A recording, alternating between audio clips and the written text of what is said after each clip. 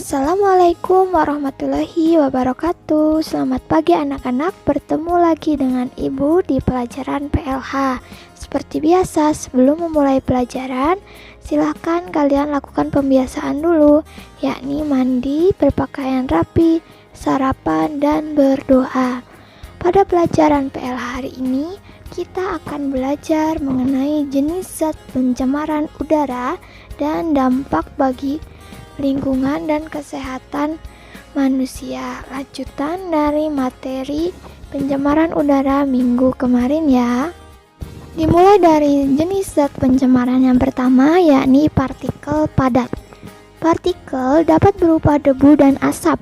Sumber partikel berasal dari kendaraan bermotor, cerobong asap pabrik, debu akibat letusan gunung berapi, atau asap yang ditimbulkan dari kebakaran hutan, pembakaran sampah, atau orang yang sedang merokok.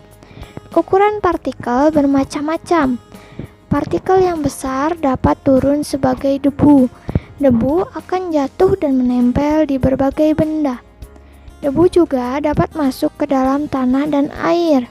Partikel bersifat berbahaya karena mengandung zat kimia yang terserap dalam jelaga atau debu. Oke, kita masuk ke jenis zat pencemaran yang kedua, yakni gas. Gas ini ada banyak jenisnya ya. Kita mulai yang pertama, yakni gas karbon dioksida atau singkatnya CO2. Berasal dari pembakaran bahan bakar seperti bensin dan solar dari kendaraan bermotor. Namun, gas CO2 juga berasal dari kebakaran pada pemukiman padat penduduk, kebakaran hutan atau kebakaran sampah gitu. Maka dari itu, dengan semakin bertambahnya jumlah kendaraan bermotor, maka tingkat pencemaran udara juga akan semakin meningkat. Lalu jenis gas yang kedua, yakni gas karbon monoksida atau CO. Berasal dari pembakaran bahan bakar bensin atau solar, sama ya dengan gas karbon dioksida atau CO2. Apabila terjadi pembakaran yang tidak sempurna, maka emisi yang dihasilkan dapat berupa gas karbon monoksida. Pembakaran tidak sempurna dapat terjadi karena kurangnya gas oksigen yang diperlukan dalam proses pembakaran. Sebagai contoh, memanaskan mesin mobil di dalam garasi tertutup dapat menyebabkan timbulnya gas karbon monoksida. Yang selanjutnya adalah gas belerang dioksida atau SO2. Ini dapat dihasilkan jika bahan bakar minyak bumi dan batu bara yang digunakan mengandung belerang. Gas belerang dioksida juga dapat dihasilkan karena adanya letusan gunung berapi. Gas SO2 di udara apabila bercampur dengan uap air di awan dapat membentuk asam sulfat. Awan yang mengandung asam sulfat juga turun sebagai hujan, maka disebut dengan hujan asam. Jenis gas yang terakhir adalah nitrogen oksida. Nitrogen oksida berasal dari pembakaran batu bara, minyak bumi, dan gas alam pada pabrik asam nitrat atau pabrik pupuk. Gas nitrogen oksida dapat bereaksi dengan uap air di udara membentuk nitrat yang dapat membahayakan lingkungan dan makhluk hidup di dalamnya. Gas nitrogen oksida dapat menyebabkan hujan asam.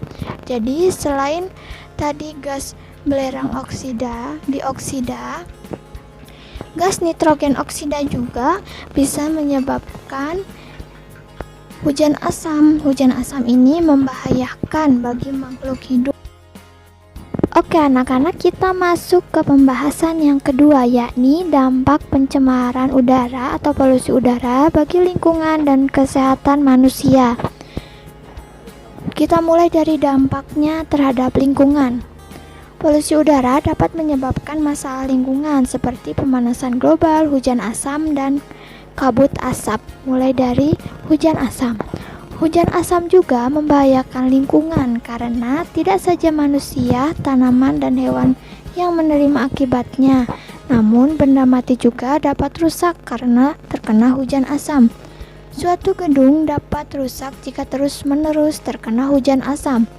Lingkungan tanah dan air yang terkena hujan asam juga akan memberikan dampak pada makhluk hidup di dalamnya, seperti ikan, tumbuhan di dalam air, dan makhluk hidup di dalam tanah. Hujan asam juga mengakibatkan pagar besi, rel kereta api, bahkan kendaraan dapat mengalami korosi atau terbentuk karat. Kemudian yang kedua ada pemanasan global.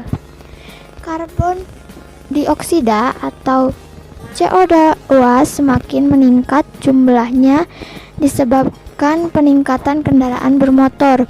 Pohon dan tumbuhan yang berfungsi untuk menguras gas CO2 atau karbon dioksida semakin sedikit karena adanya pembangunan jalan dan bangunan. Oleh karena itu, jumlah CO2 yang masuk ke udara semakin besar dan tidak sebanding dengan jumlah CO2 yang dimanfaatkan oleh tumbuhan melalui proses fotosintesis.